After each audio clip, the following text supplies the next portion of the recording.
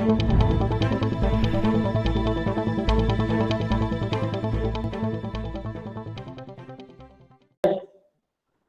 करना चाहूंगा हेमवती नंदन बहुगुणा केंद्रीय विश्वविद्यालय श्रीनगर गढ़वाल से professor doctor Indu Pande Khanduri madam को। हमारा ये सौभाग्य है कि मैडम आज हमसे जुड़ी हुई हैं और इन्होंने हमारे आग्रह को स्वीकार कर हमारे लिए समय निकाला। काफी व्यस्त समय मैडम का था। आज सुबह 10-11 बजे से 2 बजे तक वो लगातार एक कार्यक्रम में थी। इसके बावजूद उन्होंने हमें समय दिया है। हम उनके प्रति अपने व्यक्तिगत अपनी ओर से और पूरे विश्वविद्यालय परिवार की ओर से आभार व्यक्त करते हैं और उनसे आग्रह करते हैं कि वो अपना संबोधन दें। प्रोफेसर डॉक्टर इंदु पांडे खंडूरी, श्रीनगर गढ़वाल से। सबसे पहले तो आप सभी को मेरा प्रणाम और नमस्कार। और मैं कुछ अपनी बात कहूं इससे पहले मैं आयोजकों का आभार और धन्यवाद व्यक्त करना चाहती हूं कि इस संकट काल में उन्होंने ज्ञान यज्ञ की ज्वाला को जलाए रखने की जो प्रतिज्ञा की है वो प्रशंसनीय है। और 10 दिवसीय वेबिनार आसान नहीं होता, बहुत मुश्किल होता है। और भिन्न भिन्न विषयों पे कोरोना काल में इस तरह का कोई भी शैक्षणिक प्रयास अपने आप में चुनौतियों से भरा हुआ है, इस चीज को नकारा नहीं जा सकता। और इसलिए मैं आयोजकों की भूरी भूरी प्रशंसा करती हूं और उनका आभार करती हूं। दूसरी चीज मैं धन्यवाद करना चाहूंगी कि मुझे एक कड़ी के रूप में डॉक्टर सुधांशु शेखर जी ने जोड़ा। टीपी ठाकुर प्रसाद महाविद्यालय के राष्ट्रीय स्वयंसेवक जो स्वयं सेवा योजना जो है उस यूनिट के द्वारा प्रायोजित ये कार्यक्रम है। राष्ट्रीय स्वयं सेवा योजना इस तरह के साहसिक कार्यों के लिए ही बनी है और वो अपने चरित्र के अनुरूप काम कर रही है। उनके जो कार्यक्रम अधिकारी हैं मैं उनका भी आभार व्यक्त करती हूँ।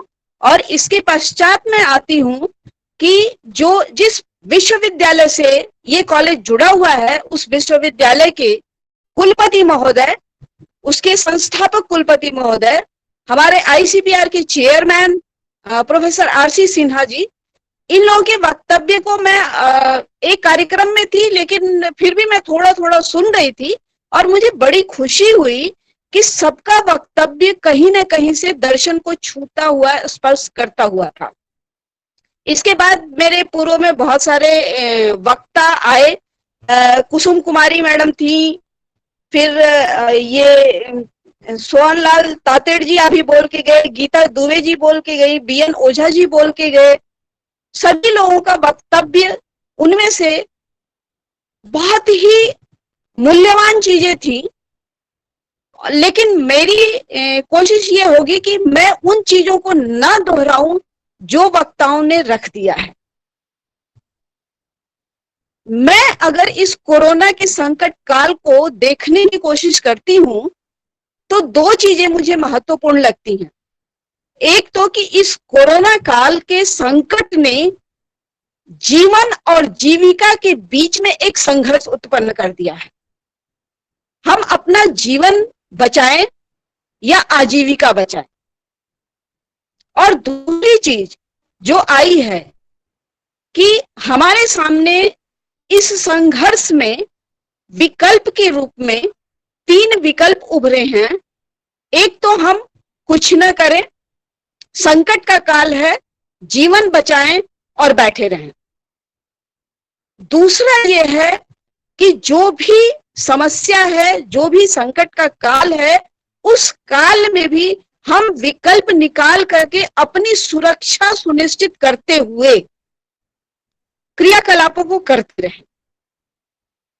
और जब ये क्रियाकलाप शुरू हो रहे हैं तो हमारी तीसरी जो अपेक्षा, जो तीसरे विकल्प के रूप में मैं देख रही हूं, अपेक्षा हो रही है या आलोचना हो रही है, वो अलग अलग आयामों से, अलग अलग कोणों से, अलग अलग वर्गों से इस पक्ष पे आलोचना होने लग रही है कि हम जो कुछ कर रहे हैं वो पर्याप्त नहीं है, अगर हम कुछ कर रहे हैं तो वो 100% सुनिश्चित होना चाहिए।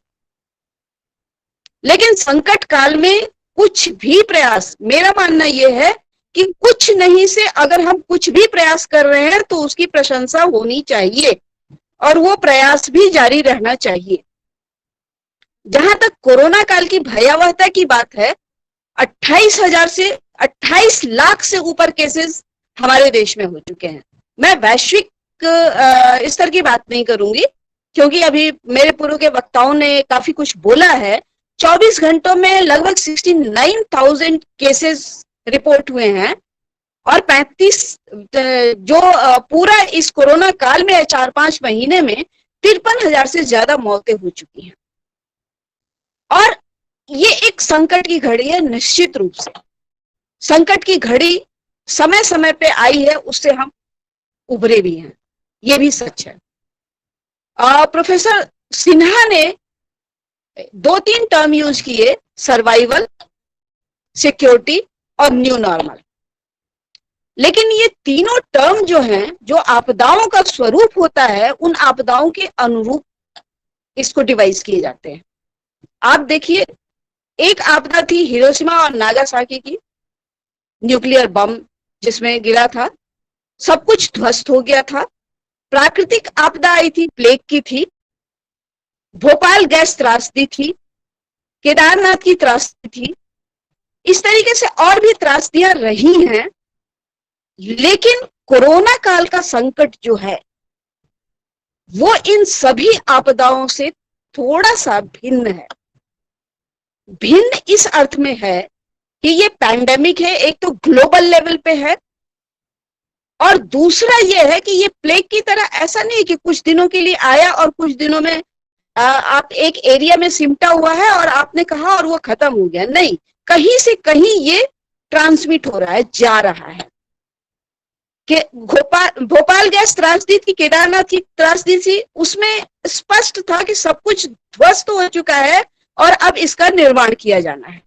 लेकिन कोरोना का पैंडेमिक जो है, ध्वस्त भी नहीं हुआ है, सब कुछ आंशिक रूप से खतरे चल रहे हैं। जीवन का खतरा है, कुछ लोगों का जीवन खत्म हो चुका है, लेकिन काफी मात्रा में अभी हम लोग बचे हुए हैं। और जो लोग बचे हुए हैं, जो जीवन को जीने का अवसर प्राप्त कर चुके हैं, उनको जीविका के लिए भी अपने रास्ते तलाशने होंगे। ये एक परिदृश्य है जिसको मैं रखना चाहती हूं, और इस परिदृश्य में आई है हमारी नई शिक्षा नीति, जिसमें 2016 से काम चल रहा था। अनेकों बैठकें हुई, उसमें अनेकों सुझाव हुए, रिपोर्ट बने, उसके बाद फाइनल बनके अब आई है। उसके बारे में मैं बाद में बात करूंगी। मैं शुरुआत इस पे करती हूँ क्योंकि हमारा जो विषय है वो ये है कि इस कोरोना संकट का हमारी शिक्षा व्यवस्था और समाज पर क्या प्रभाव पड़ा है। काफी लोगों ने बोला, ऑनलाइन शिक्षा की समस्या पे बोला, लेकिन ये बात करते समय मैं चूंकि दर्शन की विद्यार्थी हूं, तो मैं थोड़ा सा दार्शनिक पृष्ठभूमि लेते हुए आगे बढ़ूंगी। शिक्षा का उद्देश्य क्या है? व्यक्ति के या छात्र के व्यक्तित्व का समग्र विकास, और मैं इसको जोड़ना चाहूंगी स्वस्थ शरीर से, सबल प्राण शक्ति से, संतुलित मन से, एकाग्र बुद्धि से और एक कल्याणकारी आध्यात्मिक दृष्टि से। अगर ये सारी चीजें हमारी शिक्षा दे पाती है, तभी वो शिक्षा का समग्र विकास कर पाएगी। और ये सीधे सीधे जुड़ता है, अगर आप थोड़ा सा पीछे जाएं, तो पंचकोश की अवधारणा से, जो हमारे व्यक्तित्व के 5 पक्षों को पूरी तरीके से व्याख्यायित करता है, और इस अपेक्षा को लेकर के शिक्षा में हम चलते हैं। अब दूसरी चीज आती है कि शिक्षा का अधिकारी कौन है। मैं जब शिक्षा का अधिकारी, या आज भी देखिए कि एंट्रेंस एग्जाम से हम पीएचडी में स्टूडेंट्स को लेते हैं, या मास्टर लेवल पे भी एंट्रेंस एग्जाम हमने कर दिया है, ग्रेजुएशन लेवल पे हम उनके मार्क्स के आधार पे करते हैं। लेकिन शिक्षार्थी में या स्टूडेंट में क्या वो क्वालिटी है, इसको कभी हम जानने की कोशिश करते हैं? इसके लिए आंशिक पक्ष पे हमने काउंसलिंग का पार्ट रखा हुआ है, लेकिन काउंसलिंग के पार्ट में जब हम 5 मिनट बात करते हैं तो हम बच्चे को सिर्फ ये समझाते हैं कि तुम ये विषय लो, तुम्हारे लिए ये ठीक रहेगा।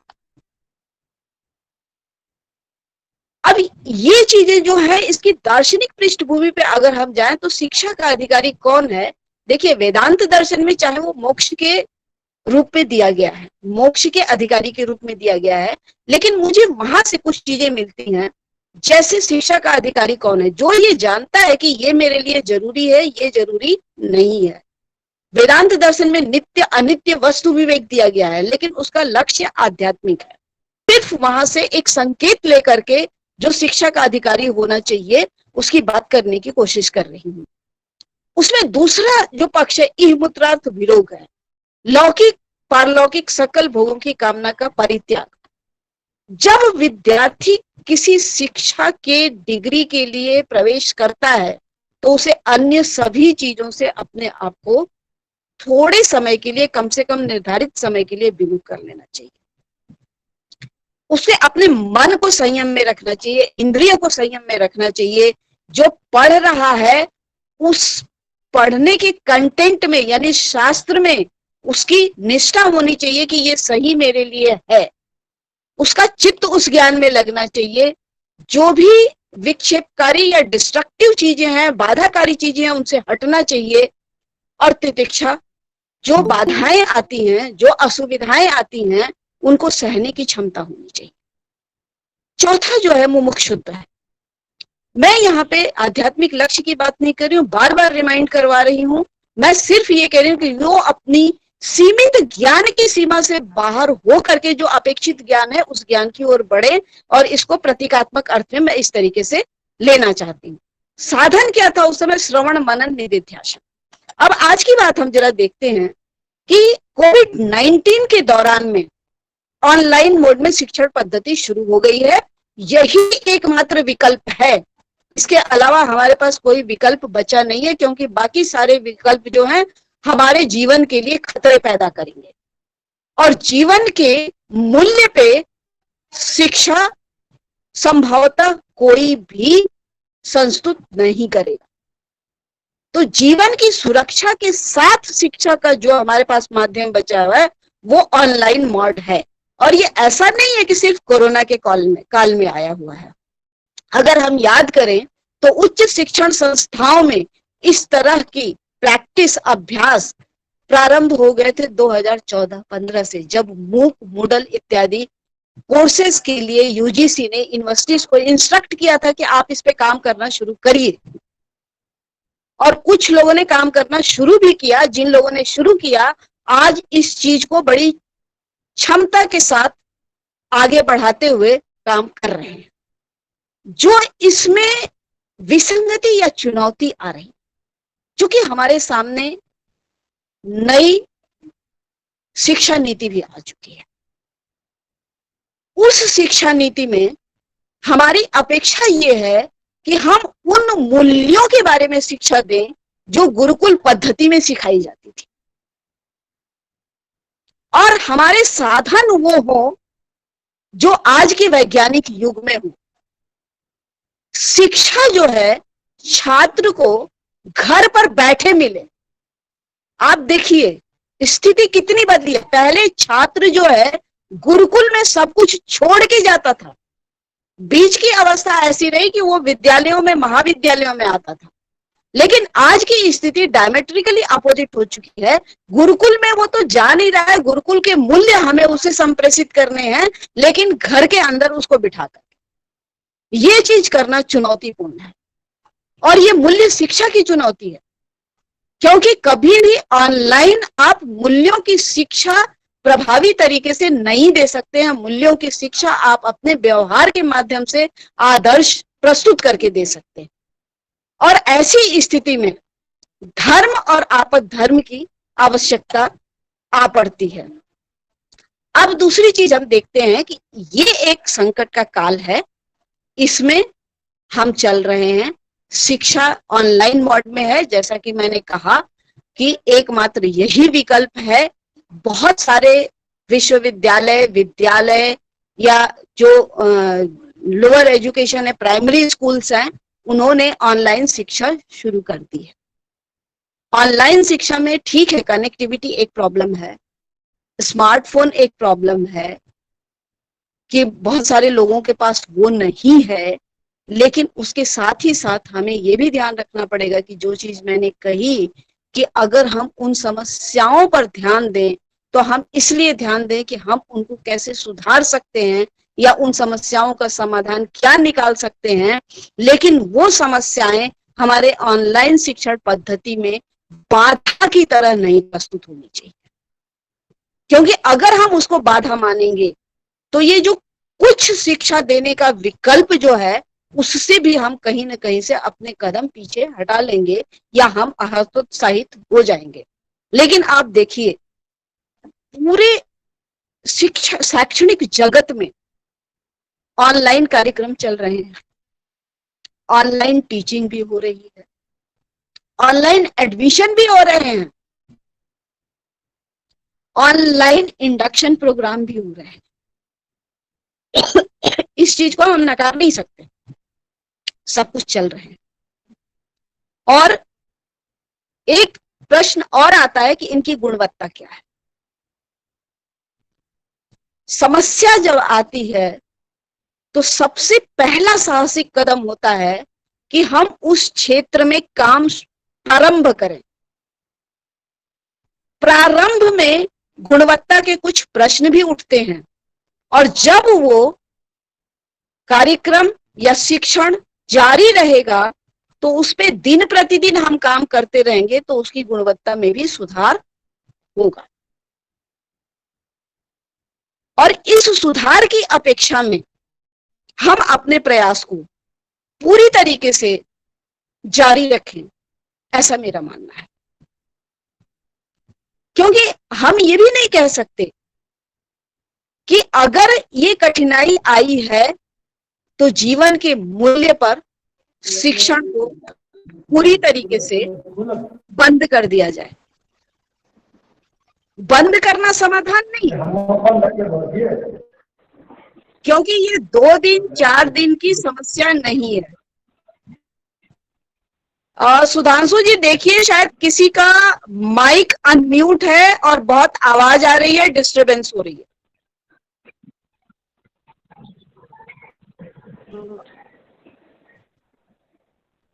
ठीक है, थैंक यू।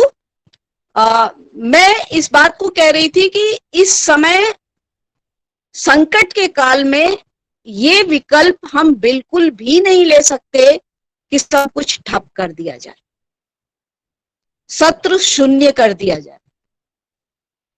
जितना हो सकता है सुरक्षा के साथ उतनी चीजों पर पूरी तरीके से प्रयास किया जाए। मैं ये कतई नहीं कहना चाहती हूं कि आजीविका के लिए प्रयास करते समय हम कोरोना से उपजे संक्रमण को बढ़ाएं या उनको आमंत्रित करें। नहीं, मार्ग बताए जा रहे हैं, बहुत सारे एडवर्टीजमेंट हो रहे हैं, विज्ञापन हो रहे हैं, अवेयरनेस प्रोग्राम हो रहे हैं। उनको अगर हम सतर्कता से अनुकरण करें तो काफी कुछ चीजें हमारे कंट्रोल में आ सकती हैं। और शिक्षा की जो चुनौतियां हैं, उन चुनौतियों को हम अच्छे तरीके से संबोधित कर सकते हैं। तो मेरा मानना यह है कि हमें एक बीच का रास्ता अपनाना चाहिए, और उस रास्ते पर शुरुआत में ये सच है कि हम 100% विद्यार्थियों के आवश्यकताओं को पूरा नहीं कर सकते हैं, और ये आकस्मिक स्थितियां जो होती हैं उसमें सरकार की नीतियां भी समझते समझते बनती हैं। आप ये सोचिए कि घर में अगर कोई आपदा आ जाती है तो पहले हमको समझ ही नहीं आता है कि हमें करना क्या है। ठीक इसी तरीके से नीति निर्माताओं की भी स्थिति होती है, वो भी मनुष्य होते हैं, उनका विजन थोड़ा सा बड़ा होता है। एक नीति बनाते हैं, उसमें अगर कुछ गड़बड़ लगता है आपदा काल में तो उसको फिर सुधारते हैं, फिर सुधारते हैं। और सुधार इसीलिए होता है ताकि गुणवत्ता थोड़ी बहुत आगे बढ़ती रहे, हम प्रगति की ओर बढ़ते रहें। और शिक्षा में भी जो चुनौतियां हैं, जैसे मैंने कहा ऑनलाइन मोड शिक्षण की अपनी चुनौतियां हैं, उस पे कंटेंट प्रिपेयर करना अपने आप में एक चैलेंज है। हमारे बहुत सारे टीचर जो हैं वो टेक्नोलॉजी फ्रेंडली नहीं है, ये एक समस्या है। हम सिर्फ ये क्यों देखें कि हमारे पास इंफ्रास्ट्रक्चर नहीं है, बहुतों के पास फोन नहीं है, बहुत जगह कनेक्टिविटी नहीं है, लेकिन उसके साथ हम ये भी देखें कि हमारे बहुत सारे अध्यापक वर्ग भी इसके लिए प्रशिक्षित पहले नहीं थे और इन 4-5 महीनों में बड़ी तेजी से प्रशिक्षण का स्तर बढ़ा है। जो लोग ऑनलाइन मोड में जाने के लिए तैयार नहीं थे, उन्होंने ऑनलाइन मोड को एडॉप्ट किया है और वो एक्सीलेंट कर रहे हैं। जहां पे वीक नेटवर्क है वहां पे व्हाट्सएप के थ्रू किया जा रहा है, लेकिन किया जा रहा है, और जितना किया जा रहा है वो प्रयास अपने आप में प्रशंसनीय है और चुनौतियों का अच्छा संबोधन है। मेरा मानना ये है, चुनौतियां हैं, स्थितियां बदली हैं और हर आपदा में बदलती हैं, और ये आपदा तो ऐसी है कि इसमें न इसका कोई स्वरूप है न समय निर्धारित है। हम कह रहे हैं कि कोरोना की वैक्सीन 3-4 महीने में बन जाएगी, अनुमान है, कार्य चल रहा है, बन भी सकती है, नहीं भी बन सकती। लेकिन जो लोग आज जीवित हैं, आप याद करिए कि दिल्ली से लॉकडाउन के पीरियड में कितने लोग वहां से भागे थे, कितने लोग बेरोजगार हुए और कितने लोग बेघर हुए। उनमें से आधे से ज्यादा लोग वापस आ रहे हैं। स्कूल बंद हो गए थे, अभी भी आधे लोग कहते हैं स्कूल खुलने चाहिए, आधे कहते हैं नहीं खुलने चाहिए। ऐसे द्वंद्व की अवस्था में शिक्षा को निरंतर बनाए रखना, उसके प्रवाह को बनाए रखना शिक्षक वर्ग का दायित्व है, और हमें आगे बढ़ करके कोरोना के इस संकट काल में इस दायित्व का निर्वहन करना चाहिए, चुनौती को स्वीकार करना चाहिए, लेकिन ध्यान रहे पूरी सुरक्षा के साथ।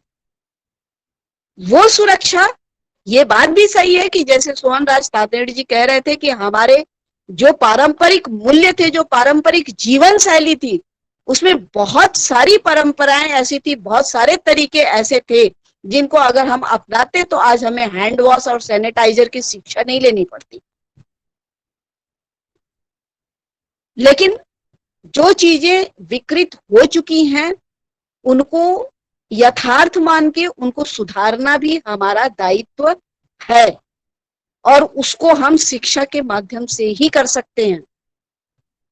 ऑनलाइन शिक्षा के लिए सबसे पहले हमारा जो कंटेंट है उसको सुधारना पड़ेगा। जो हम शिक्षा दे रहे हैं, अब ये नहीं रह गया कि आप जाइए क्लासरूम में बोल के आ जाइए, टंग स्लिप हो गया तो वो भी क्षम्य होगा, नहीं। बहुत ही सतर्क होके आपको पढ़ाना है, क्योंकि आपका हर चीज रिकॉर्ड हो रहा है। आप आधी अधूरी शिक्षा के साथ क्लास में नहीं जा सकते, ये आपको ध्यान रखना पड़ेगा। कंटेंट आपको पूरी तरीके से तैयार रखना पड़ेगा। स्टूडेंट अगर ऑनलाइन है तो जिस समय कनेक्टिविटी में आएगा वो उसी समय आपसे सवाल पूछेगा। आपकी क्लास सिर्फ 90 मिनट्स की नहीं है, आप इसके लिए भी तैयार रहिए कि वो कभी भी आपसे सवाल पूछ सकता है। जब वो कनेक्टिविटी में आएगा और आप उसको जवाब दे दें तो आप उसके जिज्ञासा को शांत कर पाएंगे। ये थोड़ा सा दायित्व हम शिक्षकों को भी लेना पड़ेगा। स्थितियां बदली हैं और स्थितियों के बदलने के साथ ही हमारे शिक्षण में भी कार्य संस्कृति को थोड़ा बदलना पड़ेगा। हमें ज्यादा सतर्क होना पड़ेगा, सचेत होना पड़ेगा और सकारात्मक होना पड़ेगा, और अधिक समय तक उपलब्ध होना पड़ेगा।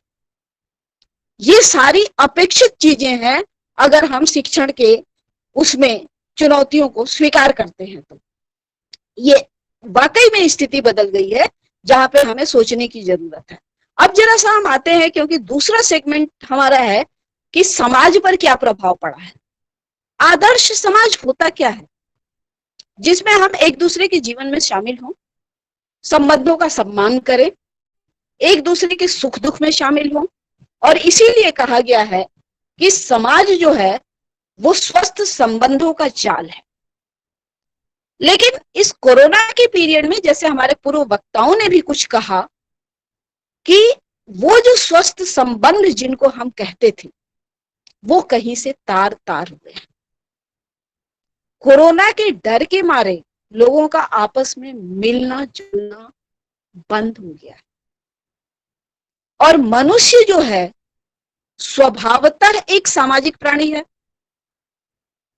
अगर उसकी सामाजिकता का भाव और उसके विविध आयाम, जैसे मिलना जुलना, उत्सव करना, गैदरिंग, ये सब हटा दिया जाए तो उसका जीवन कितना नीरस हो जाएगा, ये सोचने की जरूरत है। और पिछले 4-5 महीनों से हम सभी लोग इस नीरसता की त्रासदी को झेल रहे हैं। मैं ये नहीं कहती कि सुरक्षा के दृष्टिकोण से ये झेलना जरूरी नहीं था, जरूरी था। अभी भी संयम रखना जरूरी है। थोड़ा सा हमें अपने सोचने का अंदाज बदलना होगा, सोचने का तरीका बदलना होगा, ढंग बदलना होगा, क्योंकि कोरोना काल ने हर संबंध पे, हर व्यक्ति पे, हर गति पे संदेह करना सिखा दिया है। मनुष्य और मनुष्य के बीच में संदेह की दीवार खड़ी हो गई, क्योंकि जीवन सबसे प्रिय होता है। अभी आप पिछले वक्ताओं के वक्तव्य में सुन रहे थे कि वो कह रहे थे रिश्तेदारों के घर जाने में भी झिझक होती है। आप किस मित्र के यहाँ, किस परिजन के यहाँ, किस रक्त संबंधी के पास जाएंगे और वहां कोरोना का आक्रमण होगा या नहीं होगा, ये कहना बहुत मुश्किल है। और ये भय हमारी पूरी सामाजिक व्यवस्था और सभी व्यक्तियों के दिलो दिमाग में बैठ चुका है। अब इसको निकाला कैसे जाए?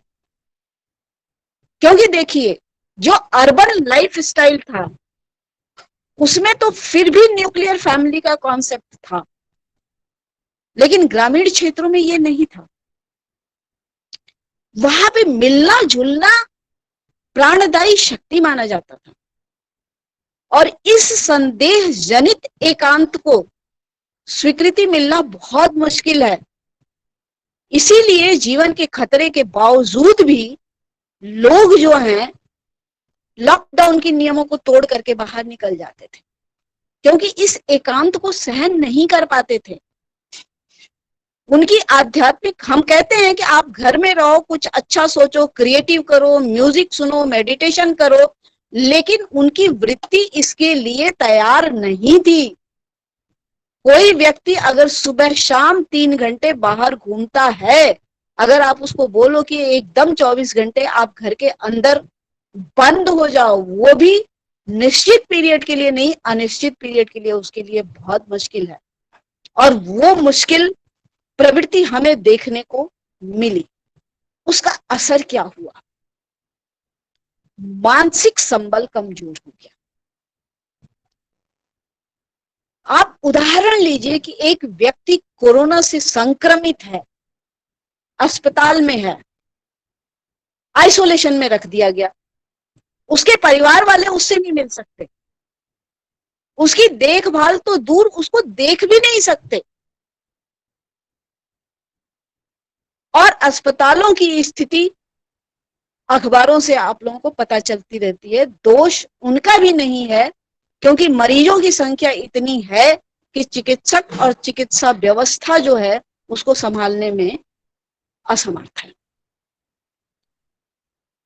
तो मरीज का भी यहाँ पे मानसिक संबल कमजोर हो रहा है, परिवार वालों में असुरक्षा की भावना आ रही है, और ऐसी दशा में जो व्यक्ति स्वस्थ है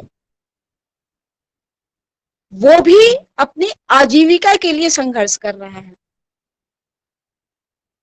और आजीविका के संघर्ष में वो इतना असुरक्षित हो जा रहा है कि उसको कोई मार्ग नहीं दिख रहा है, और वो उल्टे सीधे कदम उठा रहा है।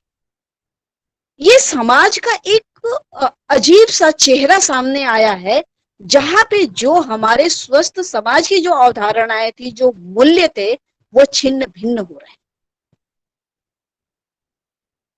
क्योंकि आप देखिए, दिल्ली के अस्पतालों में जिन दिनों कोरोना का भयानक दौर था, उन दिनों एक एक डेड बॉडी को क्रीमेट करने के लिए 3-3, 4-4 दिन इंतजार करना पड़ता। परिजन नहीं जाते थे अंतिम संस्कार में कोरोना के भय से। ये कैसा समाज का कौन सा चेहरा है जिसमें हम एम्पैथी, सिंपैथी और कंपैशन की बात करते हैं, उसमें हम अपने जीवन रक्षा के लिए किस हद तक अपनी संवेदनाओं को तोड़ मरोड़ करके अपने स्वार्थ के हित में प्रयोग कर रहे हैं। क्या ये सही है? यहाँ एक बहुत बड़ा नैतिक द्वंद्व का प्रश्न खड़ा हो जाता है। जो समाज के जितने भी मानवीय मूल्य हैं, सेवा है, परार्थ है, परोपकार है, संवेदना है, सहानुभूति है, समानुभूति है, करुणा है, संतुलन है, इनकी आवश्यकता है। लेकिन जो मानव जीवन का संकट है, उसमें इन मूल्यों में कहीं न कहीं ह्रास हुआ है, और जो मूल्यात्मक एक समाज की संरचना होनी चाहिए, उसको भी कहीं न कहीं से चुनौती मिली है। लेकिन उसके साथ ही, जैसे कि मेरे पूर्व वक्ताओं ने भी कुछ कहा, कुछ अच्छी चीजें भी हुई हैं। क्योंकि कोई भी घटना जो है अपने साथ अच्छी और बुरी, शुभ और अशुभ दोनों को लेके आता है। शुभ जो है हो सकता है कम हो, अशुभ ज्यादा हो, ये भी हो सकता है अशुभ कम हो, शुभ कम हो। और हम पीछे नहीं जाएंगे कि हमने क्या किया तो ऐसा हुआ। इतिहास सिर्फ सीख लेने के लिए होता है, किसी चीज को वैध ठहराने के लिए नहीं होता। सीख लेकर के आज की जो समस्या है उसका हम समाधान निकालें। प्राचीन काल में सफाई के जो भी तरीके थे प्रशंसनीय है, अगर अपनाया जाए तो बहुत अच्छी बात है। दूसरों का ख्याल रखा जाए, छींकते और खांसते हुए, बहुत अच्छी बात है। थोड़ा सा धैर्य बढ़ा है, हमने अपनी बारी का इंतजार करना शुरू किया। थोड़ा सा हम इकोनॉमिक हो गए हैं, बर्बाद करने से बचने लगे। थोड़ा सा हम फिजिकल डिस्टेंस तो हमने मेंटेन किया है, लेकिन फोन के माध्यम से हम अपने रिश्तेदारों और करीबी लोगों के संपर्क में भी आने शुरू हो गए। और इसके साथ ही जो इस समय चुनौतियां आई हैं, वो चुनौतियां ये हैं कि जीवन और जीवन मूल्यों को हम फिर से देखें। बड़े मूल्यों की बात बाद में करेंगे। इस समय जो व्यवहारिक मूल्य हैं, जो जीवन की सुरक्षा, रक्षा और आगे बढ़ाने की प्रक्रिया को सुनिश्चित कर सके, उन मूल्यों को रेखांकित करना पड़ेगा। शिक्षा में मानवीयता का विकास करना पड़ेगा, लेकिन उस मानवीयता में स्वार्थ और परार्थ के बीच में संतुलन स्थापित करना होगा। संतुलन और धैर्य के आयाम स्थापित करने पड़ेंगे, और सीमाओं का निर्धारण करते हुए सामाजिक दायित्व को फिर से एक बार परिभाषित करना पड़ेगा। क्योंकि सामाजिक दायित्व सिर्फ किसी के साथ जा करके फिजिकल रूप से खड़े हो जाने में ही नहीं है। सहायता और साथ के और भी बहुत सारे आयाम होते हैं। जो लोग परेशान हैं, उनको किस तरीके से हम उनकी परेशानी अपनी सुरक्षा रखते हुए दूर कर सकते हैं, हमें ये देखना पड़ेगा। दिनचर्या व्यवस्थित करनी पड़ेगी, क्योंकि अव्यवस्थित दिनचर्या हो गई थी। आत्मनिरीक्षण करना पड़ेगा कि जो चीज हमें अच्छी नहीं लगती है वही चीज दूसरे को भी नहीं अच्छी लगेगी, इसलिए हम वो करें जो हमें अच्छा लगता है और मान के चलें कि वो दूसरे को भी अच्छा लगेगा। और इसके लिए इंट्रोस्पेक्शन करना पड़ेगा, क्योंकि होता क्या है कि स्वार्थपरक प्रवृत्तियां तो हमारे ऊपर तुरंत हावी हो जाती हैं, लेकिन परार्थपरक प्रवृत्तियों को हमें कोशिश करके प्रयास करके बढ़ाना पड़ता है। और उसके लिए अगर आपको क्वालिटी समय निकालना है तो अध्ययन करना होगा और सीमाओं में सकारात्मक सोच विकसित करनी होगी। बड़ा आसान होता है कि एक आपातकाल में, नकारात्मक समय में हम कहें कि सकारात्मक सोच विकसित करनी है। क्या है सकारात्मक सोच? मैंने इस पे बहुत सोचा और एक छोटा सा राइटअप भी लिखा जो पब्लिश हुआ है, और मुझे लगा कि अगर कोई परिस्थिति प्रतिकूल है तो सबसे पहले तो वो परिस्थिति अगर परिवर्तित होने वाली नहीं है तो उसके प्रति हमें स्वीकार्यता और सहनशीलता विकसित करनी पड़ेगी। और ये स्वीकार्यता और सहनशीलता विकसित करते समय हमें संयम रखना पड़ेगा, क्योंकि ऐसा नहीं है कि हमने स्वीकार कर लिया तो हम निराशा में चले जाएं। आशावादी हो करके हमें एक बीच का रास्ता निकालना पड़ेगा। उस समय हमें अपने सदाचार के नियमों का पालन करना पड़ेगा। और इन सारी प्रक्रियाओं को अगर हम हमेशा ये सोच के करेंगे कि यही करना है, यही करना है, इसके अलावा कोई रास्ता नहीं है, तो हम सहज नहीं हो पाएंगे। एक हमारे ऊपर मानसिक प्रेशर बना रहेगा। उस मानसिक प्रेशर को कम करने के लिए ये जरूरी है कि सकारात्मक होने के लिए हम सहज भी हों, चीजों को स्वीकारें, उस परिस्थिति में जो आवश्यक है उस पे कार्य करें। और कोरोना जनित सामाजिक स्थितियां जो पैदा हुई हैं, जो संकट पैदा हुए हैं, उनके लिए सकारात्मक सोच के अलावा और कोई विकल्प नहीं है। और जब हम ये चीजें देखते हैं तो मुझे लगता है कि ये संकट की घड़ी है। और मैं ये देख रही हूं कि मेरा समय भी लगभग 30-32 मिनट हो चुका, तो मैं वाइंड अप करते हुए 3P पे फोकस करना चाहूंगी कि अगर बहुत क्रिटिकल पीरियड है तो आप पॉज करिए, थोड़ी देर धैर्य से सोचिए, अपने आप को मेंटली प्रिपेयर करिए और फिर प्लानिंग करिए और फिर उसको आप अपने प्रैक्टिस में ले आइए या आप अपने एक्शन में ले आइए। क्योंकि अगर इस तरह की स्थितियां हम करेंगे तभी हम विसंगतियां जो समाज में आई हैं कोरोना की वजह से या जो समस्याएं आई हैं उनका हम समुचित उत्तर दे पाएंगे, समुचित समाधान निकाल पाएंगे। और इसी के साथ मैं आयोजकों का धन्यवाद करते हुए अपने वाणी को विराम देती हूँ।